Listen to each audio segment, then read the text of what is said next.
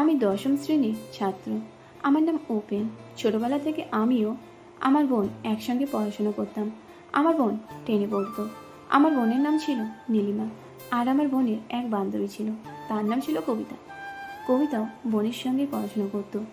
আমি ছোটবেলা থেকেই মেয়েদের সঙ্গে ভালোভাবে কথা বলতে পারতাম না, অর্থাৎ খুব লাজুক ছিলাম। যখনকার কথা বলছি তখন আমার বয়স মাত্র 18 বছর। সেদিন মা বাবা গিয়েছিলেন মামার বাড়ি জরুরি কারণে। ফিরতে কয়েকদিন দেরি হবে, তাই মা কবিতাকে আমার বোনের কাছে থাকতে বলে গিয়েছিলেন, কারণ বোন রাতে একা শুতে ভয় পায়। প্রথম রাতে আমরা একসঙ্গে সকলে মিলে পড়াশোনা করার পর যে যার জায়গায় শুয়ে পড়েছি। পড়ার সময় আমি কবিতাকে ভালো করে লক্ষ্য করেছিলাম, যার ফলে ঘুম আসছিল না। হঠাৎ ঘরের মধ্যে হাসির শব্দ শুনতে পেলাম। ভাবলাম ওরা অত হাসাহাসি করছে কেন। জানালার ফাঁকে চোখ রেখে দেখার চেষ্টা করলাম। ঘরের উজ্জ্বল আলোয় দেখতে পেলাম কবিতা ও নীলিমা দুজন দুজনকে বলছে কি জানি বলছে আর হাসাহাসি করছে।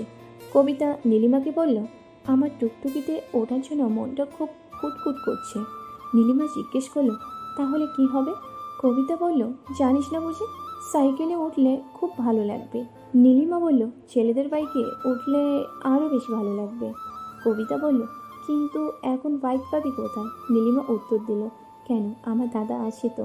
তারপর ওরা আস্তে আস্তে কী কথা বললো শুনতে পেলাম না। নীলিমা ঘুমানোর ভান করে বিছানায় পড়ে রইল আর কবিতা দরজার সামনে গেল। আমি আমার বাইকটা ভেতরে রেখে শুয়ে পড়লাম। কিছুক্ষণের মধ্যেই কবিতা এসে আমাকে ডেকে বলল, আমাদের কাছে এসে তুমি থাকো, না হলে আমাদের ভয় করবে। বাধ্য হয়ে আমাকে ওদের কাছে গিয়ে শুতে হলো। আমি কবিতা ও আমার বোন নীলিমার মাঝে শুয়ে পড়লাম। ওরা দুজনেই আমার গা ঘেঁষে শুলো। আমি এর আগে কখনো কোনো মেয়ের সাথে শুইনি, তাই কবিতা গা ঘেঁষে শোয়াতে আমার বেশি গরম লাগলো। কিন্তু কি করব ভেবে পেলাম না। কবিতা দেখতে বেশ সুন্দরী এবং বেশ মোটাসোটা চেহারা, ও চুলগুলো শ্যাম্পু করা। যাই হোক, আমি ঘুমানোর ভান করে কিছুক্ষণ পড়ে থাকলাম। কবিতা ধীরে ধীরে আমার বাইকের চাবি নেওয়ার জন্য হাত আমার পকেটের ভেতর দিল। তারপর ধীরে ধীরে চাবি নিয়ে হাতে ধরে থাকলো কিছুক্ষণ। তারপর চাবিটা নিয়ে চুমু খেলো কয়েকবার, তারপর বাইকে উঠে বসলো। এতে আমার মাথা গরম হলো। আমি ঠিক থাকতে পারলাম না।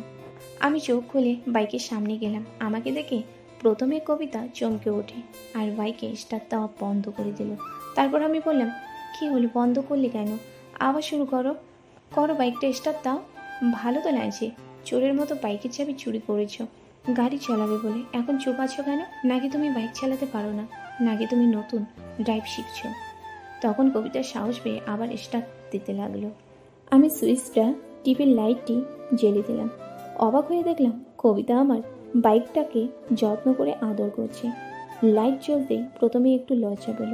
তারপর আমি বলি, কিরে কবিতা, চালা, থামছিস কেন বারবার? কবিতা বলল, উপেন্দা আমাকে একটু সাহায্য করেন, ভীষণ বুকটা ধুক ধুক করছে। আমি বলি, তুই চাবিটা ঘোরা, আমি তোকে হেল্প করছি। কবিতা বলে, ঠিক আছে। আমি বললাম, আসতে পার, বোনের ঘুম ভেঙে যাবে। কবিতা বলল, তোমার বোন ঘুমাচ্ছে না, মুখ গেলিয়ে শুয়ে আছে, তোমার বাইক চালাবে বলে। আমি অবাক হলাম, বোন আমার গাড়ি চালার জন্য মুখ গেলিয়ে শুয়ে আছে? এই কবিতা, কি হচ্ছে? কবিতা বলল, এই ওঠ, এখন দাদাকে দেখে ভয় পাচ্ছিস কেন? এতক্ষণ তো বাইকের চাবি পাওয়ার জন্য পাগল ছিলি। আমি বলি, কিরে নীলিমা, দাদাকে বললেই তো পারতিস, দিয়ে দিতাম। আমার বাইক মানে তো তোরও বাইক। বাইক চালাতে যদি তোর এত শখ, আমাকে একবার বলে দেখতি। পাগল মেয়ে একটা।